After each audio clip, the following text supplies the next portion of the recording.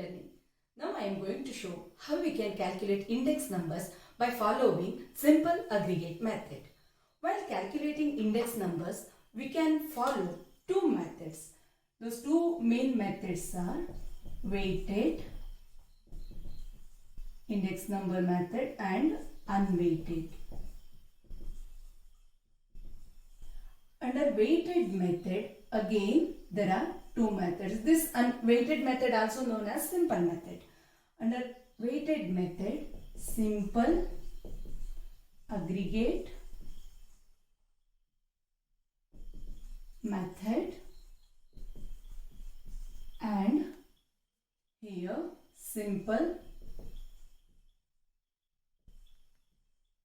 average of price relative method.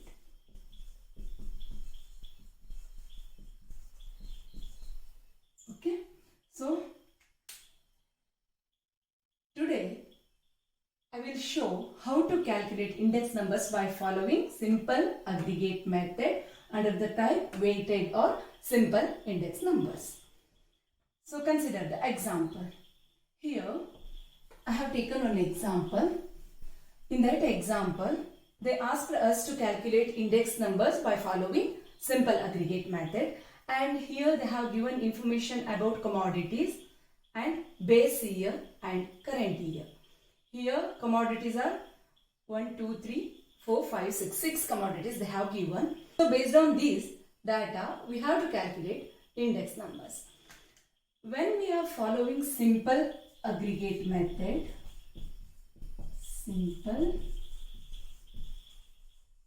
aggregate method, the formula which we can use to calculate index number is P01 is equal to sum of P1 divided by sum of P0 into 100.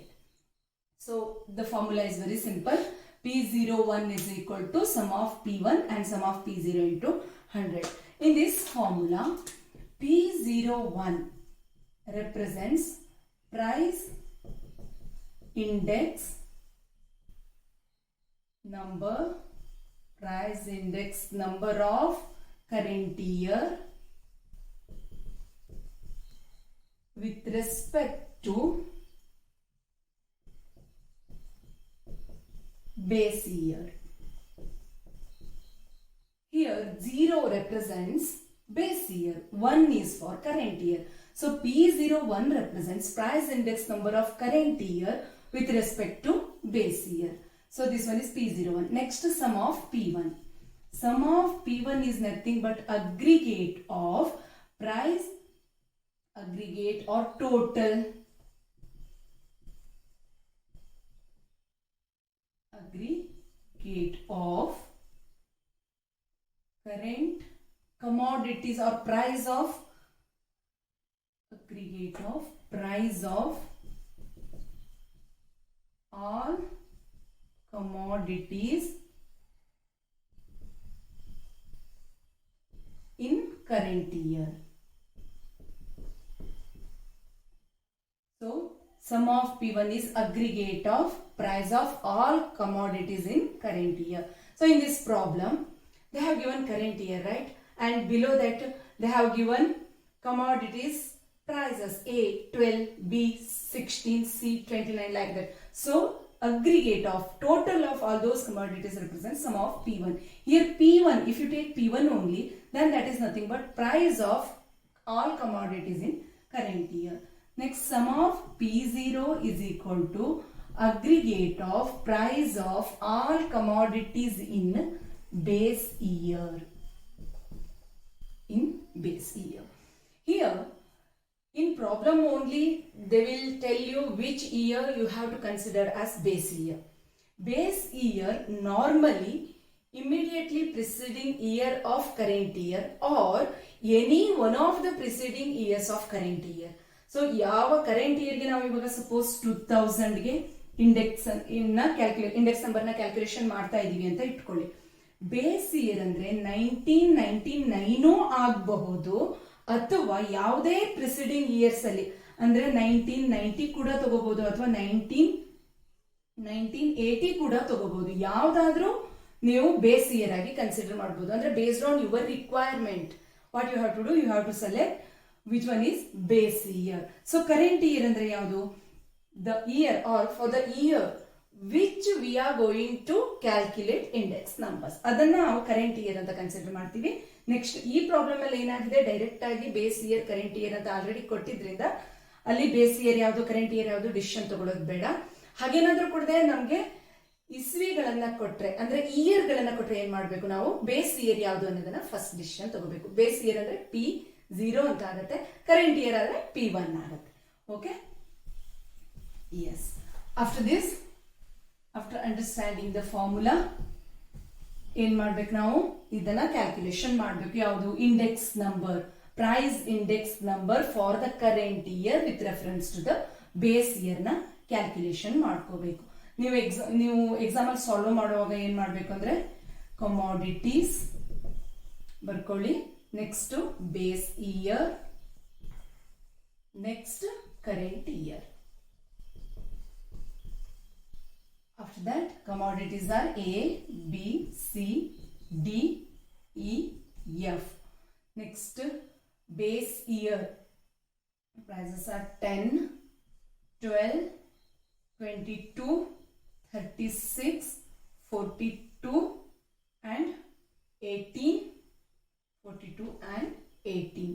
Next here, 12, 16, 29, 42, 41, 22. So after this we have to calculate sum of P1 and sum of P0. Here base year ನಾನು already ಹೇಳಿದೆ ನಿಮಗೆ, base year ಅನ್ನ P0 ಅಂತ ತಗೋತೀವಿ, current year ನ P1 ಅಂತ ತಗೋತೀವಿ. Some of P0 ನ ಕ್ಯಾಲ್ಕುಲೇಷನ್ ಮಾಡಬೇಕು. ಸಮ್ ಆಫ್ P0 ನ ಹೇಗೆ ಮಾಡ್ತೀರಾ, ಜಸ್ಟ್ ಇದನ್ನ ಆಡ್ ಮಾಡಿದ್ರೆ ನಿಮಗೆ ಸಮ್ ಆಫ್ P0 ಸಿಗುತ್ತೆ. 10 plus 12 plus 22 plus 36 plus 42 plus 18 is equal to 140. Next, it is very simple to calculate sum of P1. P1 values ಇದೆ, ಆಡ್ ಮಾಡೋದ್ರಿಂದ sum of P1 ಸಿಗುತ್ತೆ. 12, 16, 29, 42, 41 plus 22 is equal to 162. Sum of P1. Next, formula na nodi, sum of P1 divided by sum of P0 into 100. Here sum of P1 is 162 divided by P0 is 140 into 100 is equal to 162 divided by 140 into 100 is equal to 115.71%. So this is your index number. Here, while writing inference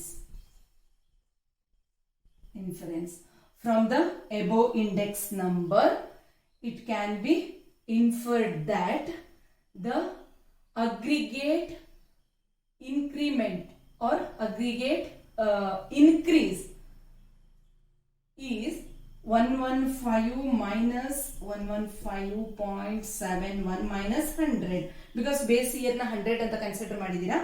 so 115 ಅಲ್ಲಿ ಕಳೆದ್ರೆ ನಿಮಗೆ after deducting this 15.71%.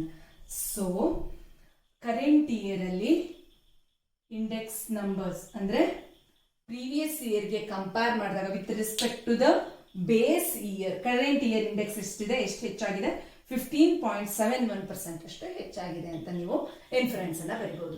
So ಇವಾಗ current year ಮತ್ತೆ base year ಒಂದೊಂದೇ year ನ ಕೊಟ್ಟಾಗ ಹೇಗ್ ಮಾಡೋದು ಅಂತ ನೋಡಿದ್ವಿ.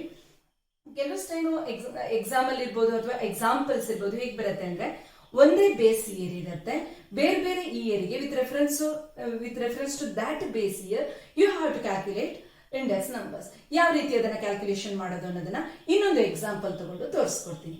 ಎಕ್ಸಾಂಪಲ್ ನೋಡಿ. For this problem we have to calculate index for 1991, 1994, 1997 by considering 1980 as the base year. So we have to calculate indices for 3 years, 1994, 91 and 97. So here we have data. Look at this.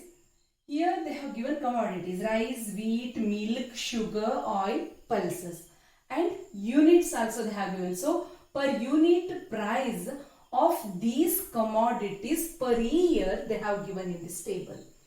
So index number na calculation ಮಾಡುವಾಗ ಒಂದು ಗಮನದಲ್ಲಿ ಇಟ್ಕೊಳ್ಳಿ, prices ಅನ್ನ per unit ಒಂದೊಳ್ಳೆ ಈ ತರ unit ಇದ್ರೆ per unit ಇದೆಯೋ ಇಲ್ವೋ ಅಂತ ನೋಡ್ಕೊಳ್ಳಿ. ಒಂದನ್ನ ಫಾರ್ ಕೆಜಿ ಕೊಟ್ಟು ಇನ್ನೊಂದನ್ನ ಫಾರ್ 10 kg ಈ ತರದ್ದು ಏನಾದ್ರು ಕೊಟ್ರೆ ನೀವೇನ್ ಮಾಡ್ಬೇಕು, ಅದನ್ನು ಕೂಡ ಪರ್ ಕೆಜಿ ಆಗಿ ಫಸ್ಟ್ ಕನ್ವರ್ಟ್ ಮಾಡ್ಕೋಬೇಕು. ಸೊ ಈ ಪ್ರಾಬ್ಲಮ್ ಅಲ್ಲಿ ಪರ್ ಯೂನಿಟ್ ಕೊಟ್ಟಿರೋದ್ರಿಂದ ಆ ತರದ ಯಾವುದೇ ಅಡಿಷನಲ್ ಕ್ಯಾಲ್ಕುಲೇಷನ್ಸ್ ಪ್ರಿಯರ್ ಆಗಿ ನಮ್ಗೆ ಬೇಕಾಗಲ್ಲ. ಸೊ ಏನ್ ಮಾಡ್ಬೋದು, ಇವಾಗ ಡೈರೆಕ್ಟ್ ಆಗಿ ನಾವು 1991, 94, 97ಗೆ ಇಂಡೆಕ್ಸ್ ನಂಬರ್ಸ್ ಅನ್ನ ಕ್ಯಾಲ್ಕುಲೇಷನ್ ಮಾಡಬಹುದು by considering 1980 as the base year. So to save time ನಾನು ಆಲ್ರೆಡಿ ಇಲ್ಲಿ ಏನ್ ಮಾಡಿದ್ದೀನಿ, ಟೋಟಲ್ ಅನ್ನು ಕೂಡ ಕ್ಯಾಲ್ಕುಲೇಷನ್ ಮಾಡಿಟ್ಟಿದ್ದೀನಿ. ಸೊ ಈಗ 80 ಬೇಸ್ ಇಯರ್ ಅಂತಂದ್ರೆ P0, 81 P1, P1, P1. ಇಲ್ಲಿ P1, P2, P3 ಅಂತ ಬರ್ಕೋಬೇಡಿ. ಪ್ರತಿಯೊಂದು ವರ್ಷಕ್ಕೂ ಕೂಡ ಇಲ್ಲಿ as per this problem instruction ಕೊಟ್ಟ ಹಾಗೆ ಏನ್ ಮಾಡ್ಬೇಕು, ನಾವು 80 ಬೇಸ್ ಇಯರ್ ಆಗಿ ಕ್ಯಾಲ್ಕುಲೇಷನ್ ಮಾಡಬೇಕು. ಸೊ ಪ್ರತಿಯೊಂದು ಕೇಸನ್ನು ನಾವು ಈಗ 1904 ಅಂತ ತಗೊಂಡ್ರೆ, 1994 ತಗೊಂಡ್ರೆ ಇದು ಕರೆಂಟ್ ಇಯರ್, ಇದು ಬೇಸ್ ಇಯರ್. 7 ಅಲ್ಲಿ ಇದು ಕರೆಂಟ್ ಇಯರ್, ಇದು ಬೇಸ್ ಇಯರ್, ಆ ತರ ಮಾಡ್ಕೋಬೇಕು. ಸೊ P1, P2, P3 ಆ ತರ ತಗೊಳ್ಳೋ ಹಾಗೆ ಇಲ್ಲ. ಸೊ ಫಾರ್ಮುಲಾ ಏನು, when we are following simple aggregate method of index number, formula is P01. P01 ಅಂತಂದ್ರೆ price index number of current year with reference to base year is equal to sum of P1 divided by sum of P0 into 100. So same formula ನಾವು use ಮಾಡ್ತೀವಿ. ಆದ್ರೆ ಈ ಕೇಸಲ್ಲಿ ಏನ್ ಮಾಡಬೇಕು ಅಂತಂದ್ರೆ ಪ್ರತಿಯೊಂದು ವರ್ಷಕ್ಕೆ ಅಂದ್ರೆ 91, 94, 97ಗೆ ಬೇರೆ ಬೇರೆ ರೀತಿ ಕ್ಯಾಲ್ಕುಲೇಷನ್ ಮಾಡಬೇಕು. ಫಸ್ಟ್ ಒನ್ ನೋಡೋಣ. for the year 1998ಗೆ ಕ್ಯಾಲ್ಕುಲೇಷನ್ ಮಾಡೋದು ಬೇಡ. Why? Because that is base year. So ಯಾವುದೇ ಇಂಡೆಕ್ಸ್ ಅನ್ನ ಕ್ಯಾಲ್ಕುಲೇಷನ್ ಮಾಡಬೇಕು ಅಂತಂದ್ರೆ 2 ಡಾಟಾ ಬೇಕೇ ಬೇಕಾಗುತ್ತೆ ನಿಮಗೆ. ಅಲ್ಲಿ 91 ಇಂದ ಸ್ಟಾರ್ಟ್ ಮಾಡಬೇಕಾಗುತ್ತೆ. 1991 ಫಾರ್ಮುಲಾ ಪ್ರಕಾರ ಸಮ್ ಆಫ್ P1 ಅಂತಂದ್ರೆ 89.30 divided by P0 71.80. Next, second one for 1994. 1994 sum of P1 ಎಷ್ಟಿದೆ? 100.10 divided by 71.80. And in third case for 1997. In 1997 sum of P1 is 110 divided by 71.80. In all these three cases sum of P0 71.80 ಆಗಿದೆ. ಯಾಕೆಂತಂದ್ರೆ problem ಅಲ್ಲಿ ಆ ರೀತಿ instruction ಇದೆ. So ಇವಾಗ ನಾವು ಏನ್ ಮಾಡಬೇಕು, ಇದನ್ನ ಇಲ್ಲಿ ಪರ್ಸೆಂಟೇಜ್ ಕ್ಯಾಲ್ಕುಲೇಷನ್ ಮಾಡಬೇಕಾಗಿರೋದ್ರಿಂದ ಪ್ರತಿಯೊಂದಕ್ಕೂ ಕೂಡ into 100 into 100 into 100. Okay. So first ಕೇಸಲ್ಲಿ ಒಂದೊಂದು ಕ್ಯಾಲ್ಕುಲೇಷನ್ ಮಾಡೋಣ. ಈಗ 89.30 divided by 71.80 is equal to 1.24 ಬರುತ್ತೆ ಇಂಟು 100 ಮಾಡ್ತೀವಲ್ಲ, ಆಗ 124.373. So for 1991 124. ಸೆಕೆಂಡ್ ಕೇಸಲ್ಲಿ for 1994 100.10 divided by 71.80 into 100 is equal to 139.415. In third case ಯಾವುದು? for 1997 110 divided by 71.80 into 100 divided by 71.80 into 100 is equal to 153.203. So ಈ ರೀತಿಯಾಗಿ ನೀವೇನ್ ಮಾಡಬೇಕು, ಯಾವುದೇ ಒಂದು ಪ್ರಾಬ್ಲಮ್ ಅಲ್ಲಿ ಈ ರೀತಿಯಾಗಿ ಬೇರೆ ಬೇರೆ ವರ್ಷಗಳನ್ನು ಕೊಟ್ಟು ಒಂದು ವರ್ಷವನ್ನ ಬೇಸ್ ಇಯರ್ ಆಗಿ ಕನ್ಸಿಡರ್ ಮಾಡಿ ಅಂತ ಕೇಳಿದಾಗ ನೀವು ಇಂಡೆಕ್ಸ್ ನಂಬರ್ನ ಸಿಂಪಲ್ ಅಗ್ರಿಗೇಟ್ ಮೆಥಡ್ನ ಫಾಲೋ ಮಾಡಿ ಕ್ಯಾಲ್ಕುಲೇಷನ್ ಮಾಡಬಹುದು. ನಿಮಗೆ ಯಾವುದೇ ಎರಡೇ ವರ್ಷವನ್ನ ಕೊಟ್ಟಾಗ ಪ್ರಾಬ್ಲಮ್ ಅಲ್ಲಿ ಇದೇ ಎಕ್ಸಾಂಪಲ್ ನ ತಗೊಳ್ಳಿ, 1980 ಕೊಟ್ಟರು 1991 ಅಂತ ಕೊಟ್ರೆ ಅಲ್ಲಿ ನಿಮ್ಗೆ ಬೇಸ್ ಇಯರ್ ಯಾವ್ದನ್ನ ತಗೊಳ್ಳಿ ಅನ್ನೋ ಇನ್ಸ್ಟ್ರಕ್ಷನ್ ಇರಲ್ಲ, ಅಥವಾ ಕರೆಂಟ್ ಇಯರ್ ಯಾವುದು ಅಂತ. ಯಾವಾಗಲೂ ನಾವು ಏನ್ ಮಾಡ್ತೀವಿ, ಈಗ 1991 1980 ಇದ್ರೆ 1991 ಅನ್ನ ಕರೆಂಟ್ ಇಯರ್ ಆಗಿ ಕನ್ಸಿಡರ್ ಮಾಡ್ತೀವಿ. ಅಂದ್ರೆ the year to which we are going to calculate index number can be considered as current year. ಅಂದ್ರೆ ಯಾವ ವರ್ಷಕ್ಕೆ ನಾವು ಇಂಡೆಕ್ಸ್ ನಂಬರ್ನ ಕ್ಯಾಲ್ಕುಲೇಷನ್ ಮಾಡ್ತೀವೋ ಆ ವರ್ಷವನ್ನ ನಾವು ಕರೆಂಟ್ ಇಯರ್ ಅಂತ ಕನ್ಸಿಡರ್ ಮಾಡಬೇಕು. ಅದರ ಹಿಂದಿನ ವರ್ಷವನ್ನ ಇಮಿಡಿಯೇಟ್ಲಿ ಪ್ರಿಸೀಡಿಂಗ್ ಇಯರ್ ಅಥವಾ ಹಿಂದಿನ ವರ್ಷಗಳಲ್ಲಿ ಯಾವ್ದಾದ್ರೂ ಒಂದನ್ನ ಏನ್ ಮಾಡಬೇಕು ಅಂದ್ರೆ ಹಿಂದಿನ ಡಾಟಾವನ್ನ ಬೇಸ್ ಇಯರ್ ಅಂತ ಕನ್ಸಿಡರ್ ಮಾಡಬೇಕು. ಸೊ ಇವಾಗ 1980 ಅನ್ನೋದು ಇದಕ್ಕಿಂತ ಮೊದಲು ಬರೋ ವರ್ಷ ಅಲ್ವಾ, ಇದನ್ನ ಬೇಸ್ ಇಯರ್ ಅಂತ ಅನ್ಕೋತೀವಿ. ಇನ್ನೊಂದು ಎಕ್ಸಾಂಪಲ್ ತಗೊಳ್ಳಿ, ಇವಾಗ 94 ಕೊಟ್ಟಿದ್ದಾರೆ 80 ಕೊಟ್ಟಿದ್ದಾರೆ ಅಂತ ಇಟ್ಕೊಳ್ಳಿ, ಇದನ್ನ ಕೊಟ್ಟಿಲ್ಲ. ಆಗ ನಾವೇನ್ ಮಾಡಬೇಕು, we are going to calculate index number for the year 1994, right? So we have to consider 1994 as the current year and 1980 as the preceding years, that is base year. P0 ಅಂತ ಕನ್ಸಿಡರ್ ಮಾಡಬೇಕು, ಇದನ್ನ P1 ಅಂತ consider ಮಾಡಬೇಕು. ನಿಮಗೆ ಯಾವಾಗ ಈ ರೀತಿಯಾಗಿ ಹೆಚ್ಚು ಅಂದ್ರೆ ಒಂದಕ್ಕಿಂತ ಹೆಚ್ಚು ಇಲ್ಲಿ 2 ವರ್ಷಗಳನ್ನು ಬಿಟ್ಟು ಹೆಚ್ಚಿಗೆ ವರ್ಷ ಕೊಡ್ತಾರೋ ಆಗ ಎಕ್ಸಾಮ್ ಅಲ್ಲಿ ಅಥವಾ ಪ್ರಾಬ್ಲಮ್ ಅಲ್ಲಿ ನಿಮಗೆ ಯಾವ್ದನ್ನ ಬೇಸ್ ಇಯರ್ ಆಗಿ ತಗೋಬೇಕು ಅಥವಾ ಬೇಸ್ ಇಯರ್ ಸೆಲೆಕ್ಷನ್ ಯಾವ ರೀತಿಯಾಗಿರ್ಬೇಕು ಅನ್ನೋ ಇನ್ಸ್ಟ್ರಕ್ಷನ್ ಇರುತ್ತೆ. ಅದನ್ನ ಕರೆಕ್ಟ್ ಆಗಿ ಓದ್ಕೊಂಡು ಕರೆಕ್ಟ್ ಆಗಿ ಫಾಲೋ ಮಾಡ್ಬೇಕಾಗತ್ತೆ.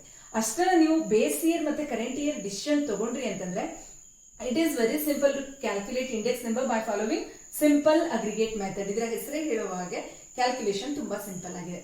ಫಾರ್ಮುಲಾ ನೋಡ್ಕೊಳ್ಳಿ, sum of P1 divided by sum of P0 into 100. Sum of P1 P0 ಅಂತಂದ್ರೆ that is total prices of current year and total prices of base year. All commodities prices na total ಮಾಡಿ ಇಟ್ಕೊಂಡ್ರೆ ಆಯ್ತು. Okay, so this is the procedure what we have to follow while calculating index number under the method simple aggregate method. So ಇನ್ನು next ವಿಡಿಯೋದಲ್ಲಿ simple average of price relative method ನ ನಾವು follow ಮಾಡಿದಾಗ ಹೇಗೆ index ನಂಬರ್ನ calculation ಮಾಡೋದು ಅನ್ನೋದನ್ನ upload ಮಾಡ್ತೀನಿ. ಕಾಯ್ತಾ ಇರಿ. Thanks for watching.